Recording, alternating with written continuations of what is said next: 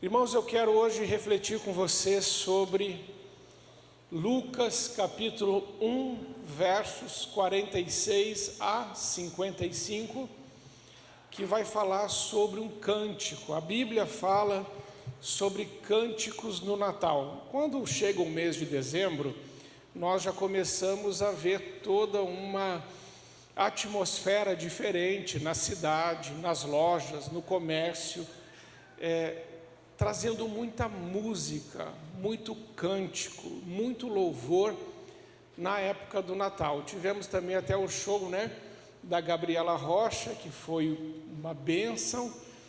A Márcia estava lá e ficou lá no palco intercedendo. Não dá nem para falar que era um palco, era um altar de adoração. Foi tão lindo.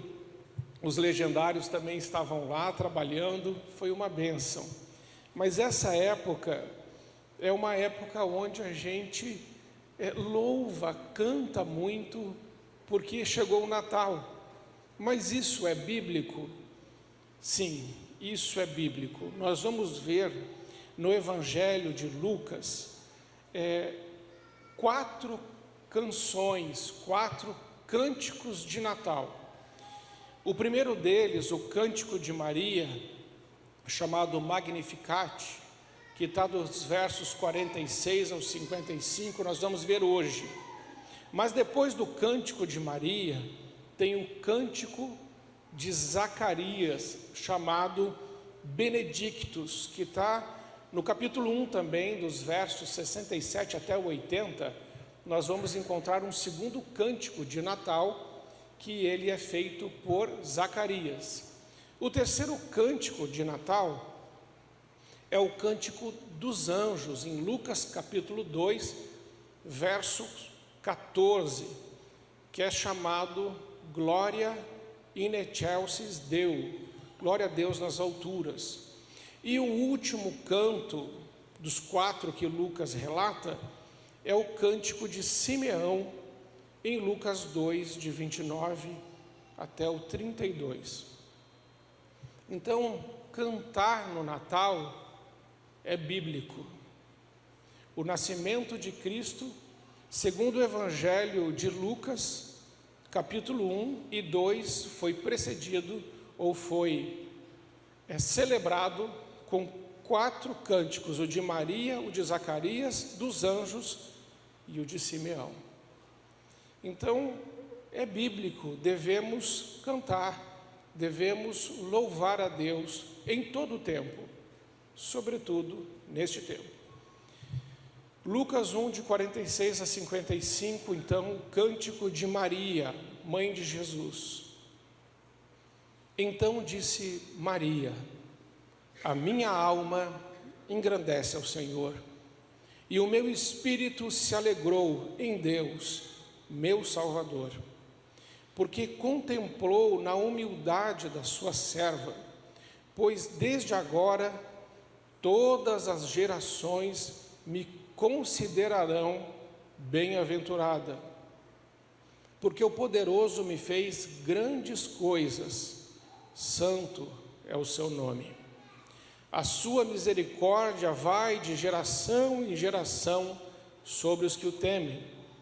Agiu com o seu braço valorosamente e dispersou os que no coração alimentavam pensamentos soberbos.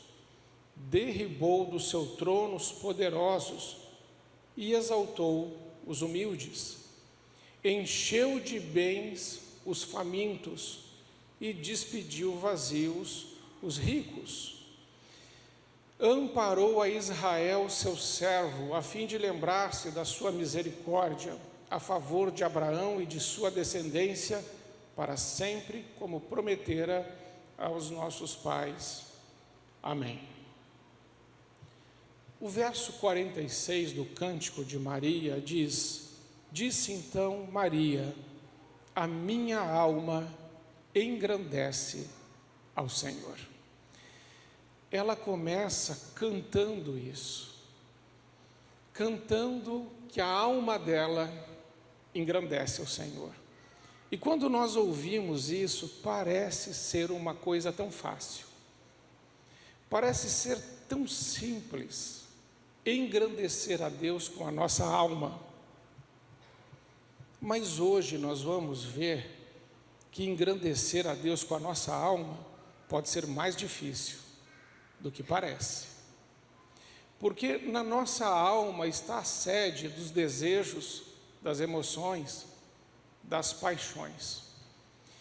E se tem uma coisa que oscila na nossa vida, são os nossos sentimentos. Os nossos sentimentos são enganosos, a Bíblia diz, que enganoso é o coração do homem. Então aquilo que sentimos nos trai o tempo todo. Uma hora sentimos que gostamos de algo e que estamos felizes com alguma coisa, mas em outro momento já sentimos diferente. Mas Maria diz: a minha alma, ela se alegra, ela engrandece ao Senhor. Vamos fazer um contraponto com Zacarias, nesse mesmo capítulo, no capítulo 1. O Zacarias, ele, nos 18 a 20, ele vai, o anjo Gabriel vai se encontrar com ele. E o verso 18 vai dizer assim: disse então Zacarias ao anjo: como saberei isto? Porque o anjo estava falando da gravidez de Isabel. Pois já sou velho e minha mulher avançada em idade. E respondendo o anjo, disse-lhe: eu sou Gabriel, que assisto diante de Deus, e fui enviado a falar-te e dar-te estas alegres novas. E eis que ficarás mudo, e não poderá falar até o dia em que estas coisas aconteçam, que é o nascimento de João Batista, porquanto não creste nas minhas palavras, que ao seu tempo hão de se cumprir. O que Zacarias estava fazendo? Zacarias estava no templo. E o que ele estava fazendo no templo? Ele estava oferecendo incenso. O que isso quer dizer? Ele estava adorando. E o que aconteceu lá? O anjo Gabriel o visitou no templo, no meio da adoração. E mesmo recebendo a visita de um anjo no templo, no meio da adoração, ele não acreditou. Você está vendo? Deus mandou um anjo falar com Zacarias, o anjo Gabriel, o mesmo anjo que falou com a Maria, e mandou dizer a ele: olha, sua esposa vai ficar grávida, você vai ter um filho. Mas ele não acreditou. Ele não conseguiu engrandecer a Deus com a sua alma, porque ele desejou por tanto tempo ter esse filho, que quando Deus disse que ele ia finalmente ter, ele não acreditou. Será que eu e você podemos cometer o mesmo erro, o mesmo pecado que Zacarias cometeu? Às vezes, irmãos, nós estamos aqui dentro do templo, como Zacarias, na igreja, e estamos adorando a Deus, como ele estava, oferecendo incenso.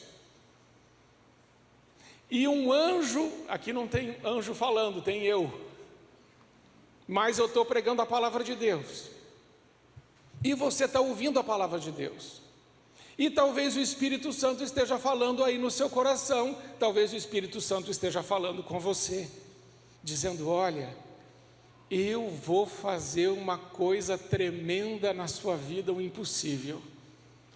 Aí você fala assim: ah, não vai. Sabe por quê? Não tem jeito. Eu já pedi tantas vezes isso para Deus, eu já chorei tanto, já me humilhei tanto, já jejuei tanto, porque Zacarias e Isabel estavam pedindo esse filho já tinha muito tempo. Mas por que esse filho não chegava? Porque ele precisava ser o precursor do Messias. O nascimento desse filho cumpria um propósito divino. E por que algumas coisas ainda não chegaram na sua vida? Porque Deus tem um propósito quando entrega alguma coisa a você, quando Deus dá alguma coisa a você, quando Deus faz um milagre na sua vida. Ele está fazendo tudo dentro do propósito dele, da agenda dele, da boa vontade dele. Deus não segue nossa agenda. Deus não é refém da nossa ansiedade. Deus não é escravo das nossas paixões. Deus é Deus. Mas quando finalmente Deus fala, eu vou te dar, Zacarias não creu. Nós precisamos manter o nosso coração como o coração de Maria, porque Maria disse: a minha alma engrandece ao Senhor. É tão verdade isso, que lá no verso 38, que resposta Maria vai dar ao impossível? Porque o anjo diz: olha, você vai ficar grávida do Espírito Santo, e disse Maria, lá no verso 38, eis aqui a serva do Senhor, cumpra-se em mim segundo a tua palavra. E o anjo ausentou-se dela. Sabe, irmãos, diante do impossível, nós não podemos duvidar.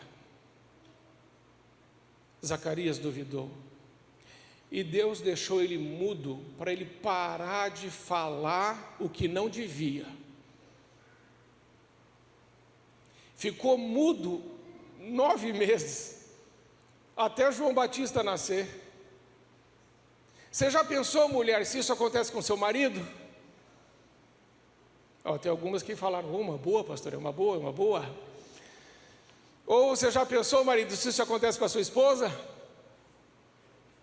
Eles não estão se manifestando de medo. Mas ele ficou mudo. E por que Deus o deixou mudo? Para que com as suas palavras ele não estragasse aquilo que Deus estava fazendo. Essa é outra lição que eu aprendo no Cântico de Maria. Nós podemos estragar coisas boas que Deus está fazendo por causa da nossa incredulidade e por causa da nossa alma, que fica oscilando entre crer e duvidar, entre fé e medo. Mas nós temos o direito de tentar entender, porque lá no verso 34, Maria disse ao anjo: como se fará isso, visto que não conheço homem algum? Ela perguntou. Perguntar para Deus é lícito. Duvidar da palavra de Deus, não. Então, comece a acreditar. Comece a acreditar de verdade que Deus pode fazer algo novo na sua vida. Não importa quanto tempo você está orando, não importa quantas vezes você já pediu para Deus, e talvez você tenha até chegado a pensar como Zacarias: eu acho que Deus já disse não, porque eu pedi tantas vezes. Mas talvez Deus não tenha dito não, talvez Deus só tenha dito a você: espere, no tempo certo eu vou fazer. Existe um milagre que você está esperando? Zacarias e Isabel estavam esperando um milagre. Maria não estava esperando um milagre, mas o milagre veio para eles. Eu não sei se você está esperando ou não, mas quando Deus decide agir, é melhor a gente começar a cantar. Sabe como é que você não erra? Quando você canta, quando você louva. E quando você louva a Deus, você não erra, porque você louva louvores que exaltam o nome do Senhor. Então deixa eu te dar um conselho de Natal: no meio das suas crises, comece a louvar, comece a cantar. Quem aqui não gosta de música? Eu não estou perguntando quem canta bem, mas de música a gente gosta. Então coloque nos seus lábios um louvor que engrandece o nome do Senhor. Amém? Isso eu aprendo no verso 46, mas o verso 47 ela diz assim: e o meu espírito, agora ela já está falando não mais da alma, mas Maria está falando do espírito, e ela disse assim: o meu espírito se alegra em Deus, o meu Salvador. Jesus vai dizer para a mulher samaritana, lá em João 23 e 24, assim: mas a hora vem, e agora é, em que os verdadeiros adoradores adorarão o Pai em espírito e em verdade, porque o Pai procura tais que assim o adorem. Deus é espírito, e importa que os que o adorem em espírito e em verdade. Adorar em espírito. Como posso adorar a Deus em espírito?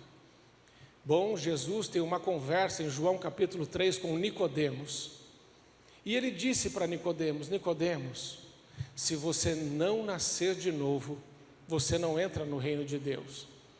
E Nicodemos pergunta: mas como que é isso? E Jesus diz assim: aquele que nasce da carne é carne, mas aquele que nasce do Espírito é Espírito. E nascer do Espírito significa ser filho de Deus.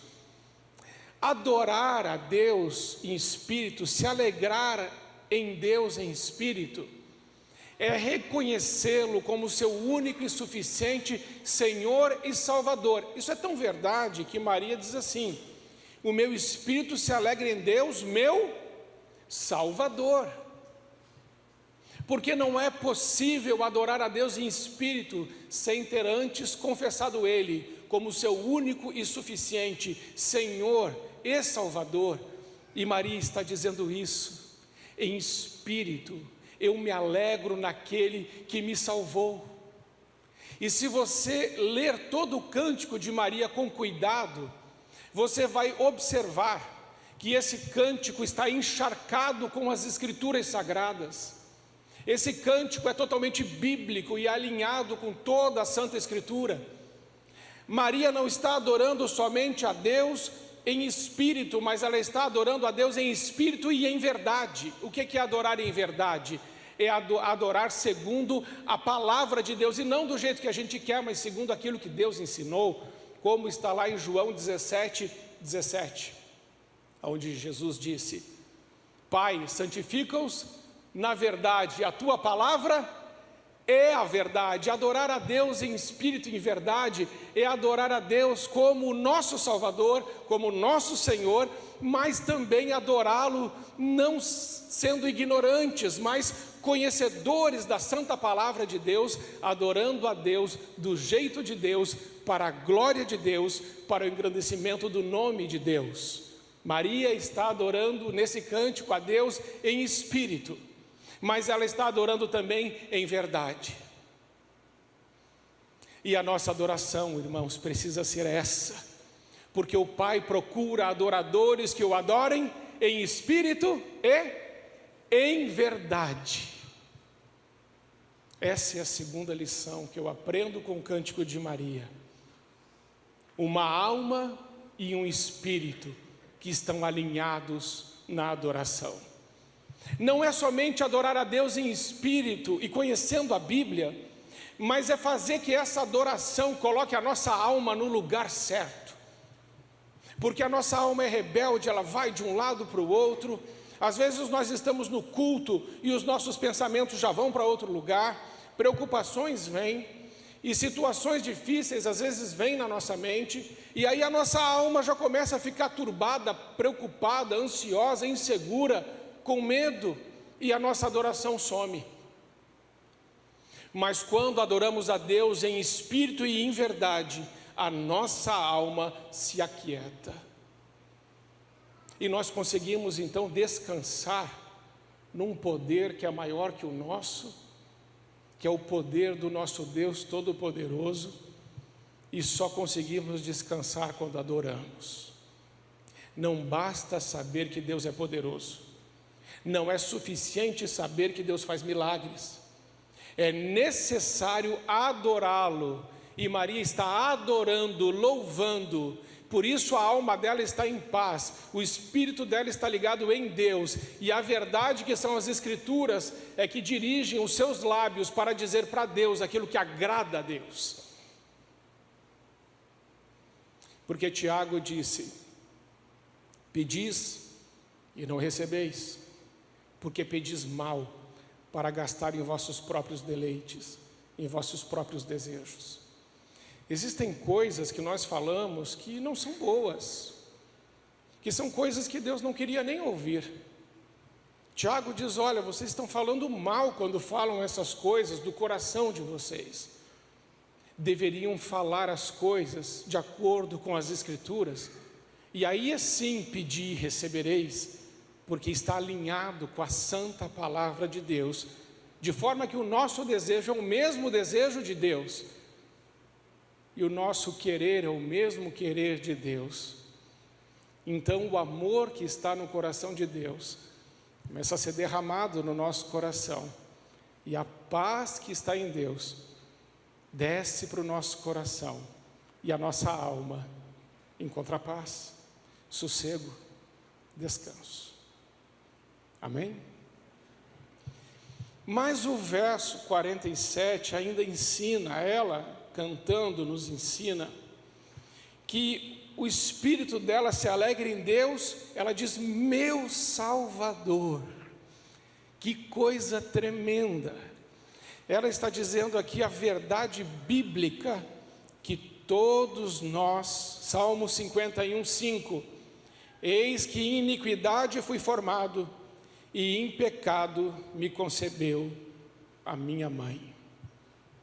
O Salmo 51:5 ensina a verdade bíblica que todas as pessoas da terra precisam do Salvador.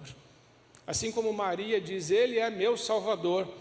E chamar Deus de Salvador é reconhecer que nasceu em pecado e precisa da graça do Salvador, Jesus Cristo, o Messias, que morreu pelos nossos pecados. Romanos capítulo 3, verso 10 diz, como está escrito: não há um justo, nenhum sequer. Sobre a face da terra, a Bíblia afirma: não existe nenhuma pessoa justa, nenhuma pessoa que possa dizer assim: eu posso entrar no céu sem Jesus. Romanos 3:23 afirma novamente a mesma verdade, dizendo: porque todos pecaram e destituídos estão da glória de Deus.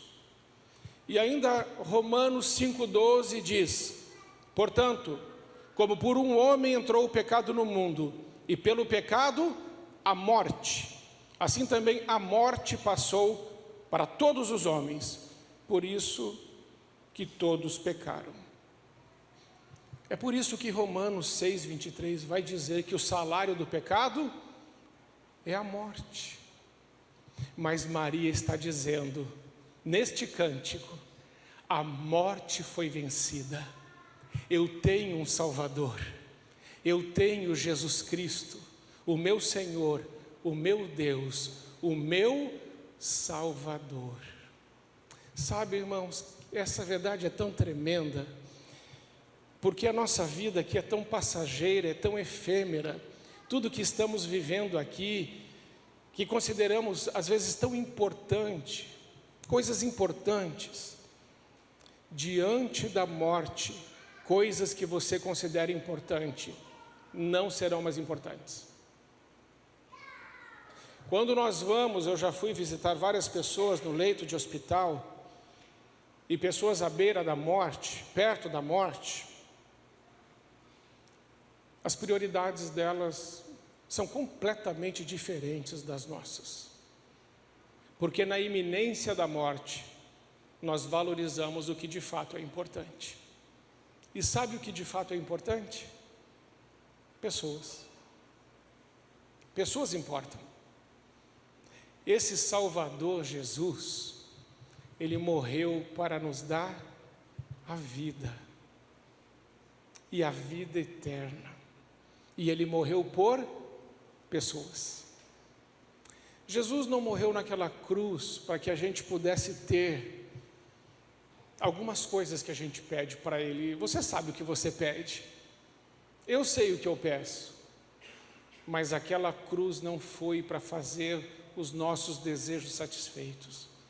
Aquela cruz foi para abrir a porta do céu para nós, porque nós vamos passar, o nosso tempo na terra é pouco, e o que fazemos com esse tempo é muito importante. Então, neste Natal, não deixe de amar, não deixe de perdoar, não deixe de adorar a Deus, e se puder, cante um cântico de Natal. Nós vamos cantar hoje um cântico de Natal, hoje à noite. Pedro que vai puxar, mas não precisa ser o inário inteiro, porque tem gente que fala assim, não pastor, a gente tem tanto problema, que nós vamos cantar lá em casa uns 50 cânticos, não precisa exagerar. Você pode cantar 1 ou 2 cânticos de Natal, mas pode trazer isso como um hábito para a sua vida, cantar mais, porque quem canta, o diabo espanta. Eu já estou mudando o ditado, mas é verdade, cantar é bíblico. Em terceiro lugar, versículo 48, porque contemplou na humildade da sua serva, pois desde agora todas as gerações me considerarão bem-aventurada. Interessante, irmãos, que Maria, inspirada pelo Espírito Santo, chamou a si mesmo de humilde. Geralmente quando alguém fala assim, eu sou humilde, a gente fala assim, quem é humilde não fala que é humilde. Mas nesse caso é diferente. Maria está sendo aqui, ela está tomada pelo Espírito Santo, e essa verdade a respeito dela mesma não vem dela, mas vem de Deus, porque Deus conhece o nosso coração. E sabe, a humildade vai ser a primeira das bem-aventuranças que Jesus vai dar o destaque. Em Mateus capítulo 5, versículo 3, ele disse assim, bem-aventurados os humildes de espírito, porque deles é o reino dos céus. Isso é Mateus 5, a partir do verso 3, se você puder, Giovanni, encontra para a gente, coloca lá. Mateus 5, 3, bem-aventurados os humildes de espírito, porque deles é o reino de Deus. Mas vai ter uma sequência, e o doutor Martin Lloyd-Jones, que escreveu um livro, ele foi um grande pregador, um grande homem de Deus, e ele escreveu um livro muito grosso, escrito assim, o Sermão do Monte, e ele vai explicar que a humildade não foi colocada por Jesus aqui de forma aleatória. Jesus escolheu como a bem-aventurança primeira a humildade, porque é a humildade que vai sustentar e vai embasar todas as outras bem-aventuranças. Por exemplo, o verso 3 diz, bem-aventurados os humildes em espírito, mas o 4 diz assim, bem-aventurados os que choram. A pessoa humilde, ela sabe quem ela é. O que isso quer dizer? Ela sabe que ela precisa da graça de Deus. A pessoa humilde sabe que é pecadora. A pessoa humilde não se considera melhor que o outro, antes considera o outro melhor que si mesma. A pessoa humilde não acha que sabe.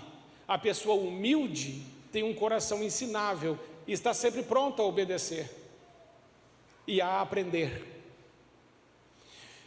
Por isso que depois de ser humilde, Jesus vai dizer assim, bem-aventurados os que choram, porque quem não é humilde não chora. Não o choro verdadeiro de ver a mudança na sua própria vida e na vida do outro. Quem é humilde de verdade, olha para si mesmo e vê a imundície que é a sua vida pecaminosa, pecados de omissão, pecados de palavra, quantos pecados nós cometemos, quantos pensamentos impuros, quantas atitudes egoístas, arrogantes, soberbas nós temos. Mas se somos humildes, nós reconhecemos isso, e por reconhecermos que isso ofende a Deus, nós choramos. Por isso que a humildade é base, porque quem é humilde vai chorar, e antes de chorar pelo outro, o humilde chora por si mesmo, e diz: Senhor, tem misericórdia de mim, porque eu sou um pecador. Mas Jesus continua e diz: bem-aventurados os mansos. Essa mansidão não é covardia, e a humildade é a base da mansidão, porque mansidão não é passividade, não é não fazer nada. Mansidão significa saber esperar no Senhor, porque no tempo certo Ele agirá, do seu jeito, no seu tempo, para a sua glória. O manso não é covarde, o manso é dependente da graça, do poder e do favor de Deus. Mas não dá para ser manso sem antes ser humilde. E Jesus continua dizendo: bem-aventurados os que têm fome e sede de justiça, porque quem é humilde não suporta a injustiça. Quem é humilde olha as coisas que estão fora da vontade de Deus e não aceita isso, fica indignado, fica triste, mas também fica intercedendo e dizendo: Senhor, até quando isso vai continuar? Age, Senhor. Fome e sede de justiça vem da humildade. Bem-aventurados os misericordiosos. O humilde faz passar pelo coração. Misericórdia é fazer passar pelo coração. Então, quando você é humilde e você sabe que alguém fez alguma coisa que te desagradou, qual é a nossa atitude primeira? É excluir essa pessoa. A gente trata bem quem trata a gente bem. Quem começa a tratar a gente mal, rapidinho a gente dá um jeito de deixar essa pessoa de escanteio. Mas o humilde, ele faz passar pelo coração.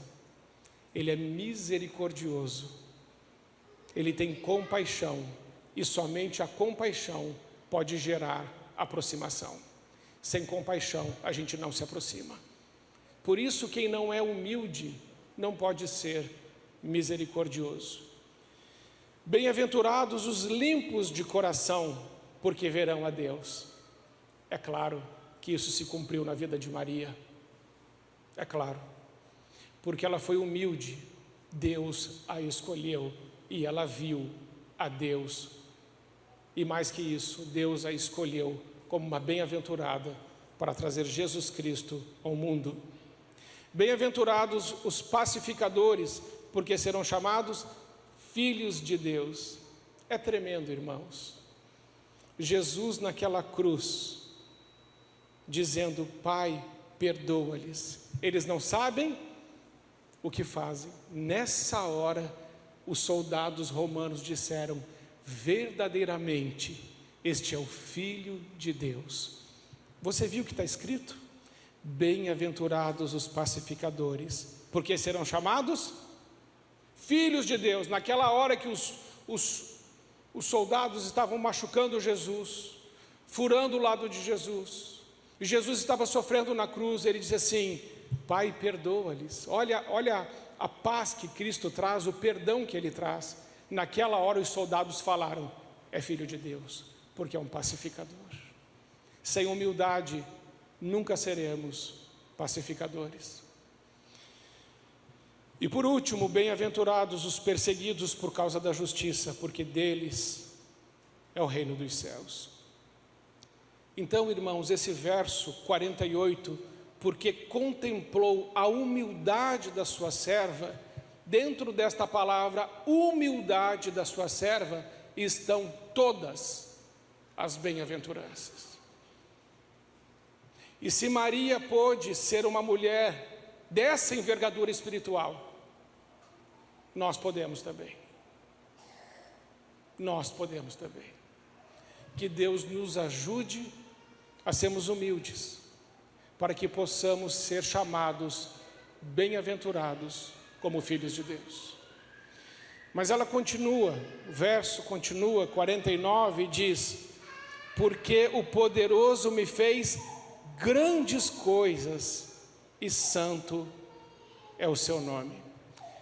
Irmãos, eu quero encerrar nesse verso, lembrando você do que disse Jeremias, Lamentações 3:21, Jeremias: quero trazer à memória o que pode me dar esperança. Maria está falando nesse cântico, ele me fez grandes coisas. O que ela está fazendo? Ela está lembrando. Se ela está falando no passado, ela está lembrando. E do que ela está lembrando? Ela está lembrando de tudo que Deus já fez na vida dela e no povo dela. Eu quero desafiar você nesse Natal a lembrar do lugar onde Deus te tirou. Eu quero desafiar você nesse Natal a trazer à memória as coisas boas que Deus tem feito na sua vida, na sua casa, na sua família. Porque se você começar a trazer essas coisas à memória, o seu coração vai se alegrar de um jeito tão grande, a esperança vai brotar no seu coração, porque você vai lembrar que aquele Deus que fez é o Deus que faz e é o Deus que ainda fará. Maria decide nesse cântico, louvando a Deus, dizer assim: Ele me fez grandes coisas. Irmãos, quando eu olho para o meu passado, a imundícia que era o meu passado, a vergonha que eu era como marido, como pai, e o que Jesus fez na minha vida, é uma coisa tão grande, tão tremenda, que quando eu olho para trás, e de diversas formas, e de diversas maneiras, eu posso dizer: Deus me fez grandes coisas, e eu estou muito feliz por tudo que Ele me fez. E aí eu preciso, irmãos, voltar lá no primeiro verso e lembrar que Maria diz: a minha alma, ela engrandece ao Senhor. E quando eu olho para trás e lembro de tudo que Deus já fez, como é que eu posso, a minha alma não pode dizer para mim que Deus não fará mais, ou que o tempo da graça acabou, ou que o tempo do milagre não existe mais, ou que eu não sou adequado para receber a graça ou o favor de Deus por causa dos meus erros ou por causa das minhas falhas. Não, irmãos, a Bíblia diz que Jesus andou com os pecadores, com os publicanos, com os marginalizados e com as prostitutas. Foi com esses que Deus andou. Por que Ele não andaria comigo e com você? Traga à sua memória aquilo que te dá esperança, encha o seu coração de fé e comece a profetizar nesse Natal um futuro glorioso para você e para sua família. Talvez você tenha perdido algum ente querido e vai se reunir esse ano sem aquela pessoa, e talvez na sua boca esteja uma palavra assim: nós perdemos uma pessoa. Não, você não perdeu. O céu ganhou mais um. Você não perdeu, mas o céu ganhou mais um filho. Lembram de Jó? Jó perdeu os seus 10 filhos, a gente pensa assim. Jó perdeu os seus 10 filhos. Deus devolveu tudo em dobro para Jó, menos filhos. Ele devolveu de novo o mesmo tanto, porque filhos você não perde. Filhos são herança do Senhor e para o Senhor voltam. Nossa família, se alguém morreu, foi para os braços do Pai em nome de Jesus, e nós devemos ter paz com essa situação. Mas talvez os seus problemas sejam outros, doenças. Eu perdi a saúde, eu perdi isso, eu perdi aquilo. Pergunte a Deus em primeiro lugar: Senhor, qual é o propósito disso? Porque, irmãos, às vezes a única forma que Deus tem de conversar conosco é nos colocando numa cama, infelizmente. Porque alguns de nós, e eu falo de mim mesmo, nós estamos assim tão atribulados com tantas coisas que queremos fazer, que a gente vai fazendo, e em momento nenhum para e pergunta para Deus: Senhor, é isso que o Senhor queria? O que eu estou fazendo está engrandecendo o Teu nome? O que eu estou fazendo está cumprindo o propósito do reino? O que eu estou fazendo e sendo é de agrado ao Senhor? Ou será que eu estou dizendo para Deus: Senhor, vem comigo, ao invés de eu ouvir a Deus que diz: vem você comigo? Quem vai na frente não é você e não sou eu, quem vai na frente é o Senhor. É o Senhor, lembra Salmo 23? Quem é que nos guia aos vales verdejantes e às águas tranquilas? É Ele. Sem Ele nós vamos parar no abismo. Sem Ele nós vamos parar num lugar de dor. Sem Ele nós vamos parar num lugar de derrota. Com Ele nós vamos parar num lugar de paz, de alegria, de esperança, de renovo, de milagre, de propósito. O Senhor me fez grandes coisas. Até aquilo que você pensa que aconteceu na sua vida que não é bom, no fim das contas você verá que foi bom, porque está cumprindo uma agenda de Deus, um propósito de Deus. Amém? Amém. Mas ela continua dizendo assim: santo é o seu nome. Jesus disse isso na oração do Pai Nosso. Portanto, vós orareis assim: Pai nosso que estais nos céus, santificado seja o teu nome. Dizer que o nome de Deus é santo, ou santificado seja o teu nome, como disse Jesus, não é simplesmente falar que Deus é santo, mas é santificar o nome de Deus com a minha vida. E santificar o nome de Deus com a minha vida significa alinhar a minha vida com a palavra de Deus, as minhas escolhas com a palavra de Deus, as minhas condutas com a palavra de Deus. Santificar o nome de Deus é colocar as Escrituras como um filtro na minha mente, no meu coração, para que esse filtro, que é a santa palavra de Deus, comece a deixar de fora tudo aquilo que não combina com a vontade de Deus para a minha vida. Santificar o nome de Deus significa jogar para fora da minha vida tudo aquilo que não agrada a Deus. Santificar o nome de Deus significa eu ir para a cruz também com Cristo, renunciar à minha própria vida, pegar a minha cruz e seguir a Cristo. Tudo isso, irmãos, está nesse cântico. Mas esse cântico ainda continua e fala de 3 revoluções. A partir do verso 51, agiu com seu braço valoroso e dispersou os que de coração alimentavam pensamentos soberbos. Isso fala de uma revolução moral.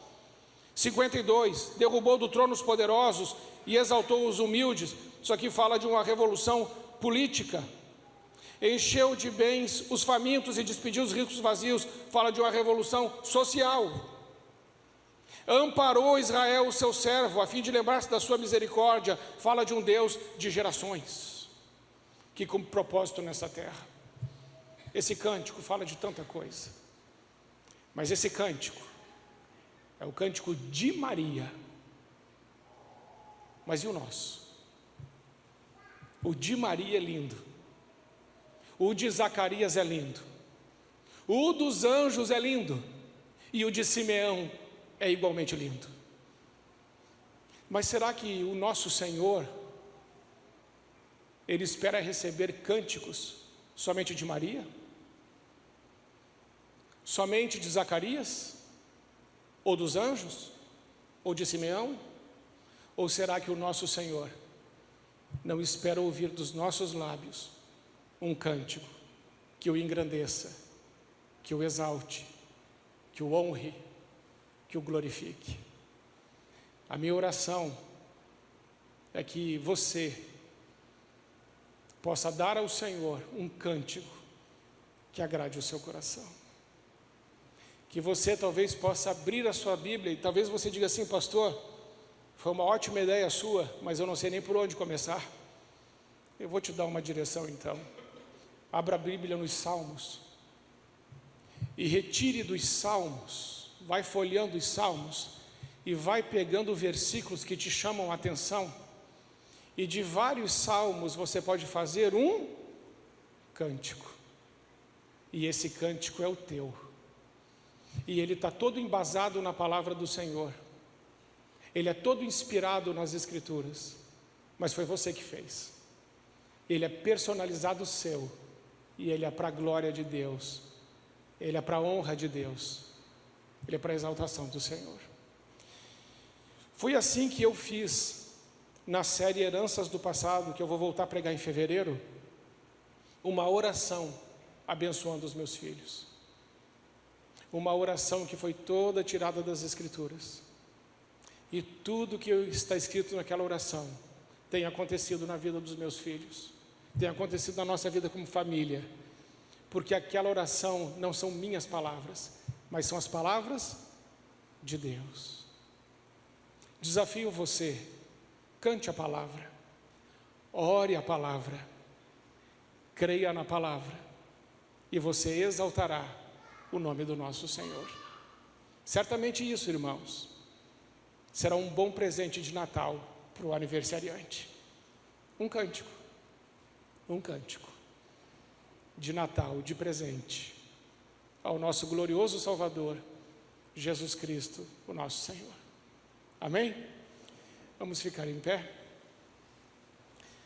Eu quero orar por você, pela sua família, pela sua casa. E lembra que eu chamei você aqui, que você estava enfrentando alguma luta, para a gente orar juntos? A gente fez isso agora há pouco.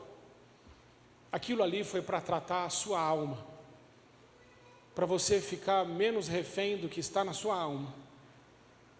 Agora eu quero fazer um novo convite.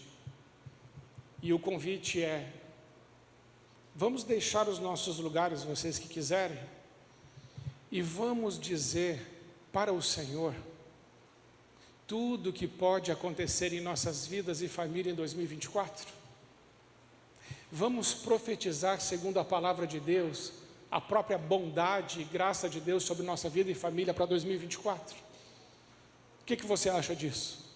De nós encerrarmos esse culto orando e declarando: Senhor, eu creio que o Senhor veio da vida e vida em abundância. Então eu declaro que a partir de hoje, o que na minha vida não é abundante do Senhor, vai ficar.